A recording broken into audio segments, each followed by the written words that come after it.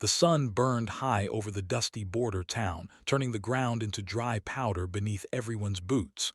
People gathered in the open square, whispering and pointing. This was not a normal market day. There were no horses, no cattle, no tools for sale. Instead, a single man stood on a wooden platform with his hands tied. His name was Ethan Cole, a young cowboy captured during a violent clash near the frontier. His hat was gone, his shirt torn, and dust covered his face. Still, he stood straight. He refused to bow his head, even as the crowd stared at him like he was an object instead of a person. The auctioneer cleared his throat and raised his voice. "This man is a captive," he announced. "Anyone willing to pay may claim responsibility for him." Some men laughed, others shook their heads and walked away. A few shouted cruel jokes. Ethan's jaw tightened, but he said nothing. Inside, fear twisted his stomach. He had survived gunfire and long rides through dangerous land, but this was different. This was helplessness. Then, from the edge of the crowd, a woman stepped forward. She moved calmly, her posture straight and her eyes steady. She wore simple but beautiful Apache clothing, with hand-stitched patterns and beads that caught the sunlight. Her long, dark hair was braided neatly down her back. Her name was Ayanna. The crowd grew quiet. Women did not usually step into auctions like this, especially not Apache women. People watched with surprise as she studied Ethan, not with anger or cruelty, but with careful attention. She seemed to be looking past his dirt and bruises, searching for something deeper. The auctioneer hesitated. "You wish to bid?" he asked. Gianna nodded once. She placed a small pouch of coins on the table. The sound of metal echoed in the square. It was enough, more than enough. Gasps spread through the crowd. "She bought him," someone whispered. Ethan's heart pounded. He turned toward her, confusion and fear mixing in his eyes. Why would she do this? What did she want from him? The auctioneer untied Ethan's rope and pushed him forward. "He's yours," he said. Yana stepped closer. She did not touch Ethan. She did not smile. She simply said, "Come." Ethan followed, his legs heavy, his mind racing.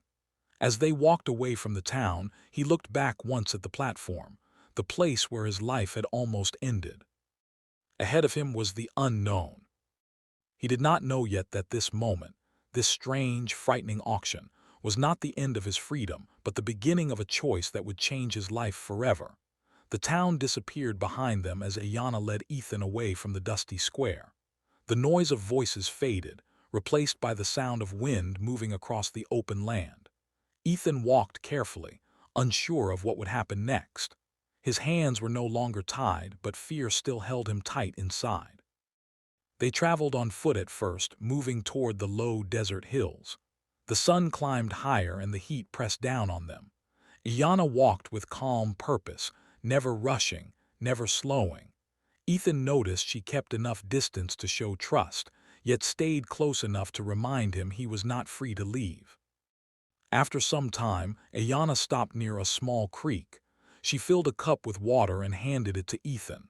He hesitated, then accepted it. "Thank you," he said quietly. She nodded, that was all.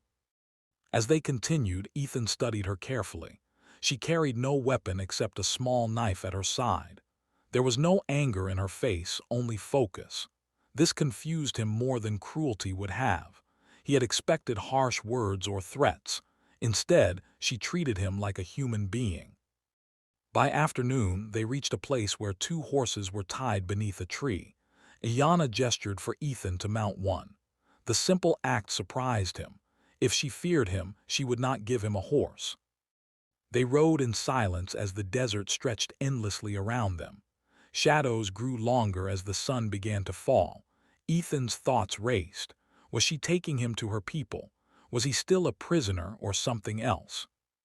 As night came, Ayanna made camp near a cluster of rocks.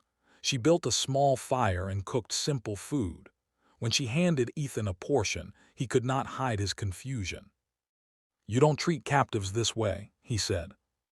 She looked at him for a long moment before answering. "You are not an animal," she replied, "and not all bonds are made with chains." That night Ethan lay awake under the stars. The desert sky was wide and bright, filled with countless lights. He had never seen anything so beautiful or so lonely. He realized something important. Ayanna was not leading him with force. She was watching his choices. If he ran, he might escape, but he would also prove he could not be trusted. As the fire died down, Ayanna spoke again, her voice soft. "Tomorrow you will learn why I brought you." Ethan closed his eyes, unsure of his future. But for the first time since his capture, he felt something new alongside fear. Curiosity. And somewhere deep inside, a small spark of hope. Morning light spilled across the desert, waking Ethan before the sun fully rose. The air was cool, and for a moment he forgot where he was. Then he saw Ayanna tending the small fire and remembered everything. The strange auction, the long journey, the quiet night beneath endless stars. They ate in silence and continued riding toward the mountains. The land slowly changed. Dry sand gave way to rocky paths and small trees appeared along the trail. After several hours, Ethan noticed signs of life, smoke rising in the distance, voices carried by the wind. They had reached Ayanna's village. The people stopped what they were doing as Ayanna arrived. Their eyes moved to Ethan, careful and questioning. No one reached for a weapon. Instead, they watched and waited. Ayanna spoke to them in her language, calm and steady. The tension slowly eased. Ethan was given a place to sit and rest. Water and food were offered without hesitation. The kindness unsettled him. He had expected anger or blame, but he saw neither. Later that day, Ayanna sat with him near the edge of the village. The mountain stood tall behind them, strong and silent. "Now I will tell you the truth," she said. She spoke of her people's struggles. Settlers had taken land, broken agreements, and pushed families farther into the desert. Many of their warriors had fallen. Others had lost hope. Ayanna explained that their traditions taught balance between people, land, and future generations. "You were brought here because I watched you," she continued. "At the auction, many saw only a captive. I saw a man who did not beg or threaten, a man who listened." Ethan listened closely. He had never thought about the harm caused by people like him, cowboys, settlers, soldiers, moving west without understanding who already lived there. "I did not buy you for power," Ayanna said. "I bought time and choice." She explained that her people believed unity could protect the future.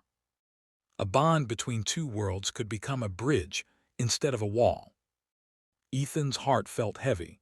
He was still unsure of his place, but he could not deny her honesty.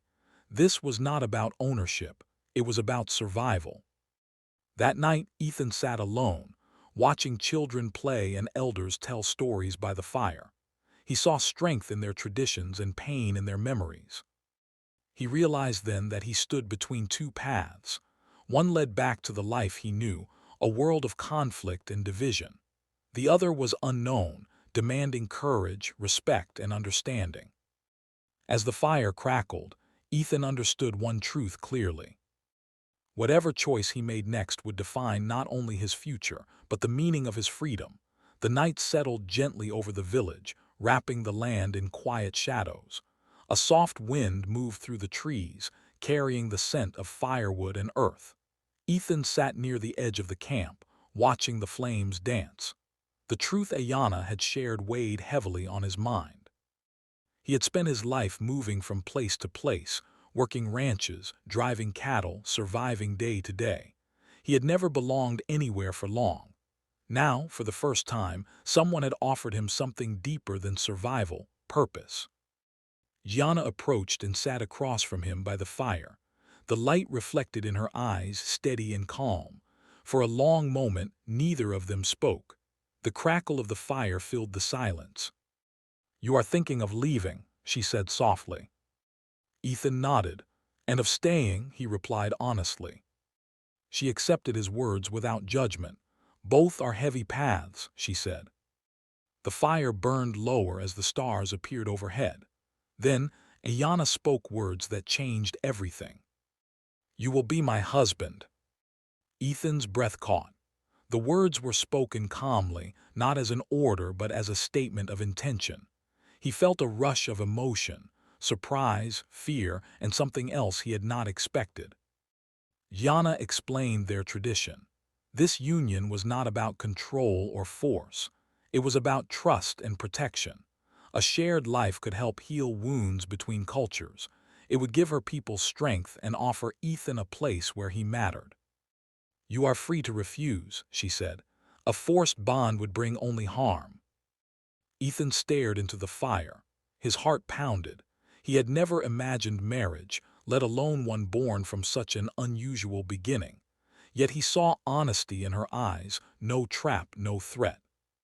He asked questions, careful and sincere. What would be expected of him? Would he be allowed to leave if he chose? Would he be respected?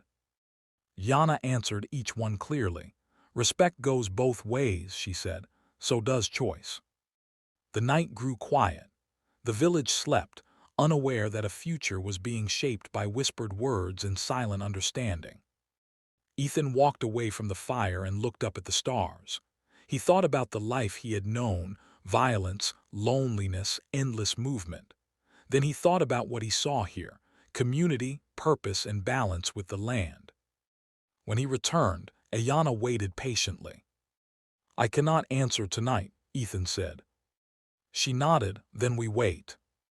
As the fire finally faded, Ethan realized something important. For the first time in his life, he was not being pushed forward by danger or hunger. He was being asked to choose. And that choice would define who he truly was. The days that followed were slow and thoughtful. No one rushed Ethan. No one watched him like a prisoner. He was free to move through the village, free to speak, free to observe. That freedom, more than any chain, made his decision harder. Each morning, Ethan helped where he could. He carried water, repaired tools, and assisted the elders with small tasks. The people did not praise him loudly or test him harshly. They simply watched.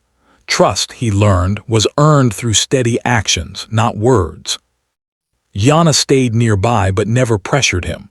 Sometimes they spoke about small things, the weather, the land, the past. Other times they sat in silence. Ethan noticed how deeply she respected her people and their traditions. Her strength was quiet but firm. As days passed, Ethan began to understand a different way of life. The Apache people worked together. Children were taught respect for elders and the land. Every action had meaning. Nothing was wasted. This was not the wild, lawless world he had known. It was ordered, balanced, and deeply rooted. One afternoon, Ethan helped repair a broken fence near the edge of the village. As he worked, he thought about his old life. He had always believed freedom meant riding wherever he wanted. Now he saw freedom differently. It was being trusted. It was having a place where his actions mattered. That evening, Ethan sat with Ayanna beneath a tall tree. The sky burned orange as the sun set. "I have been thinking," Ethan said, "about who I was and who I could become." Ayanna listened without interrupting. "I was taken against my will," he continued, "but I was also lost long before that." She nodded. "Sometimes the path finds us before we understand it." Ethan took a deep breath. "If I stay," he said slowly, "it will be by choice, not fear." "That is the only way," Ayanna replied. That night Ethan walked alone beyond the village. He looked at the stars and felt the weight of his decision. He could leave at dawn. Nothing stopped him. But he realized something important. Leaving would be easy. Staying would require courage. When morning came, Ethan stood before the elders and Ayanna. "I choose to stay," he said clearly. "Not as a captive, not as a stranger, but as someone willing to learn and belong." The elders exchanged quiet words. Yana's eyes shone, calm and proud. Ethan felt fear, but also peace. His choice had been made. And with it, a new life had begun. After Ethan made his choice, the village changed its view of him. He was no longer watched as a captive but welcomed carefully as someone new. Acceptance did not come all at once, it grew slowly, like a plant that needed time and care. Ethan understood this and was patient. The elders spoke with him often, teaching him the history of their people and the meaning behind their traditions. Ethan listened closely. He learned that strength was not measured by weapons, but by responsibility. Every action affected the community. Yana guided him through daily life, showing him how to work with the land instead of against it. Ethan learned how to track without disturbing nature, how to use only what was needed, and how to listen more than he spoke. These lessons challenged him, but he welcomed them. Some villagers were unsure about him. Ethan did not blame them. Instead of arguing, he showed respect through action. He helped rebuild shelters damaged by storms. He shared his knowledge of horses and ranch work.